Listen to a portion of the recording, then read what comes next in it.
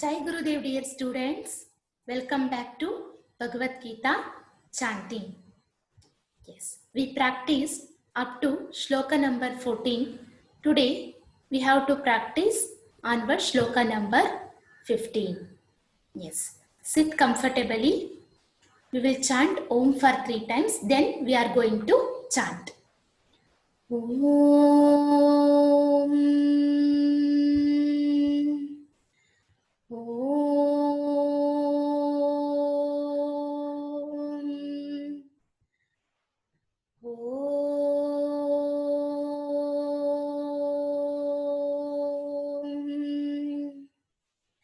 श्रीमद्भगवद्गीता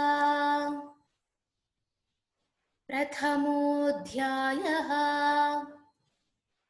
अर्जुन विषाद योगः. Shall we start here? Shloka number 15. Observe my pronunciation.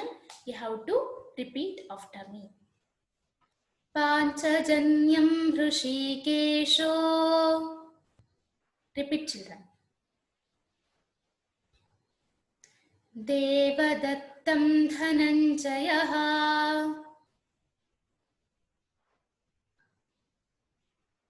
Panchajanyam Hrishikesho.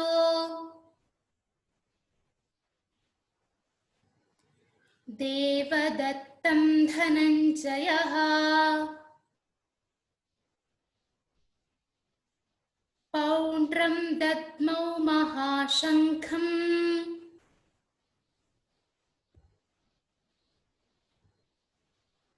Bhimakarmavrukodaraha.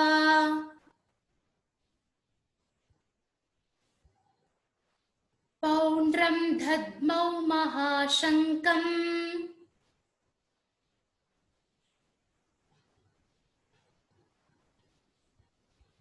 Bhimakarmavrukodaraha. Very good. Shall we repeat one more time? Panchajanyam Hrishikesho.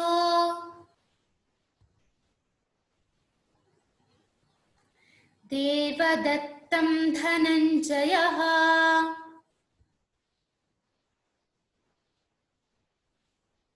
Paundram Dadmau Mahashankham.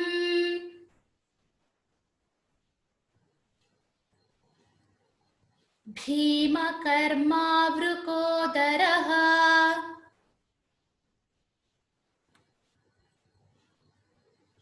Translation is like this.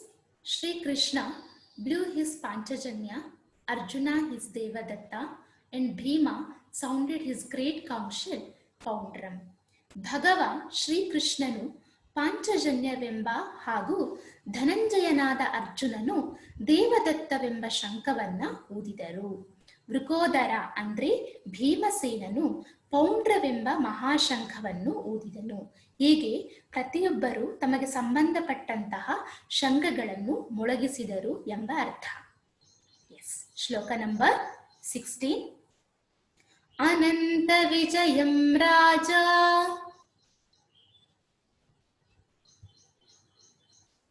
ಕುಂತಿ ಪುತ್ರೋ ಯುಧಿಷ್ಠಿರಃ. Repeat, children.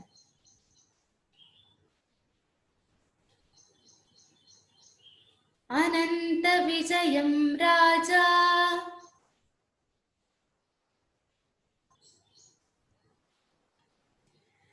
ಕುಂತಿ ಪುತ್ರೋ ಯುಧಿಷ್ಠಿರಃ.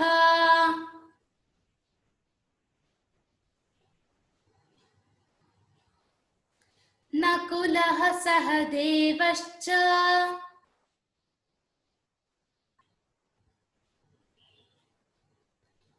ಸುಘೋಷಮಣಿಪುಷ್ಪಕೌ.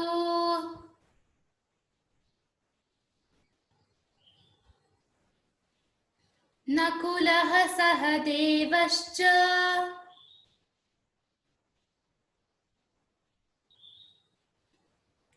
ಸುಘೋಷಮಣಿಪುಷ್ಪಕೌ. Good. We will repeat one more time. Ananta Vijayam Raja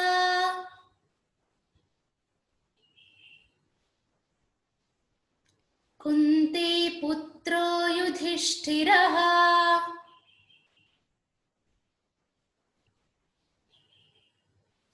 नकुलः सहदेवश्च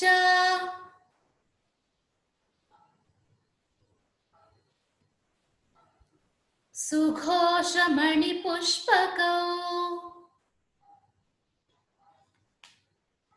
Translation is like this.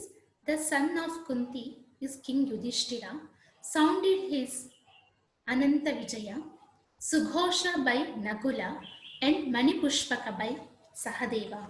ಕುಂತಿ ಪುತ್ರ ಯಾರು? ರಾಜ ಯುಧಿಷ್ಠಿರ. ಅವನು ಅನಂತ ವಿಜಯ ಎಂಬ ಶಂಖವನ್ನ ಊದಿದನು.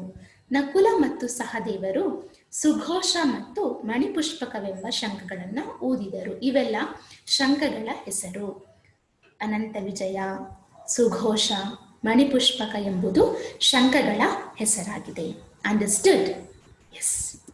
Shall we move to shloka number 17? काश्यश्च परमेश्वासः. Repeat, children.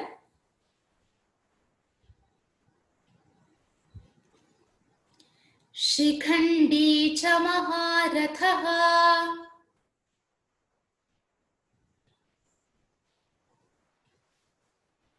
काश्यश्च परमेश्वासः.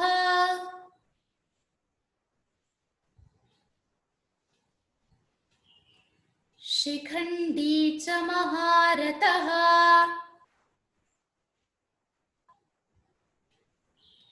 धृष्टद्युम्नो विराटश्च.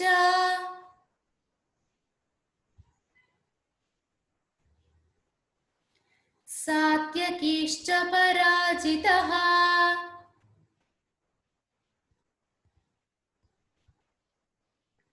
दृष्टद्युम्नो विराटश्च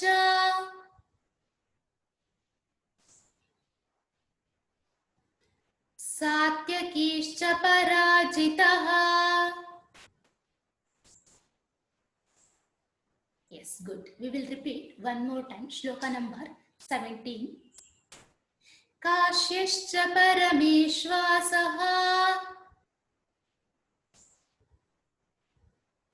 शिखण्डी च महारथः.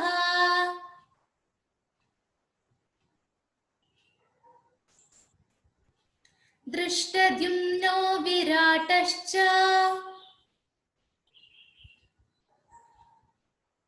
सात्यकीश्च पराजितः.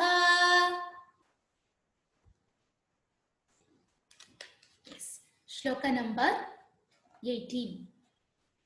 द्रुपदो द्रौपदेयाश्च. Repeat, children. सर्वशः पृथिवीपते.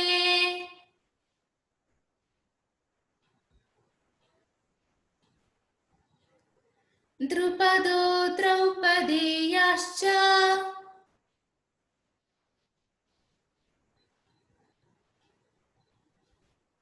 सर्वशः पृथिवीपते.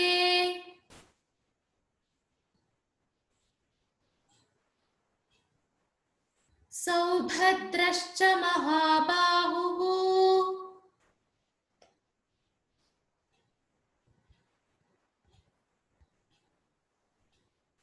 शङ्खान् दद्मौ पृथक् पृथक्.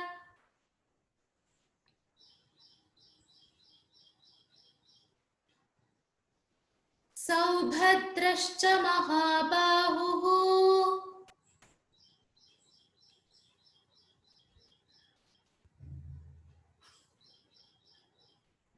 शङ्खान् दद्मुः पृथक् पृथक्. Very good. Shall we repeat one more time? Shloka number 18. द्रुपदो द्रौपदेयाश्च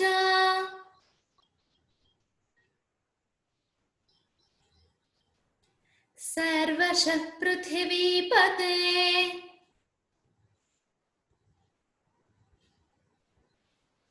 सौभद्रश्च महाबाहुः.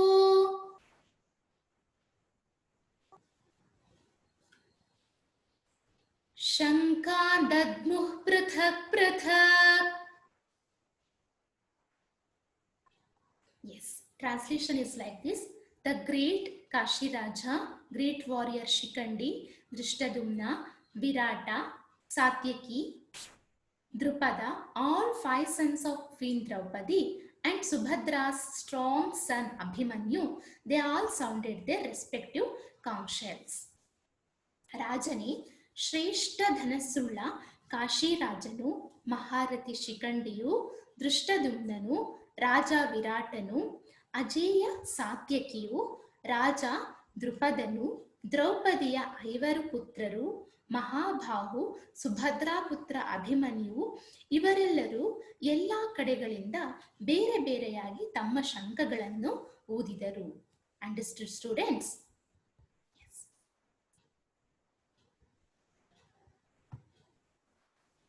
Today we practice 4 shlokas. Observe my pronunciation and we have to repeat. Then tomorrow we will continue. Keep on practice. Keep healthy and safe. Meet you in next session. Jai Gurudev, dear students.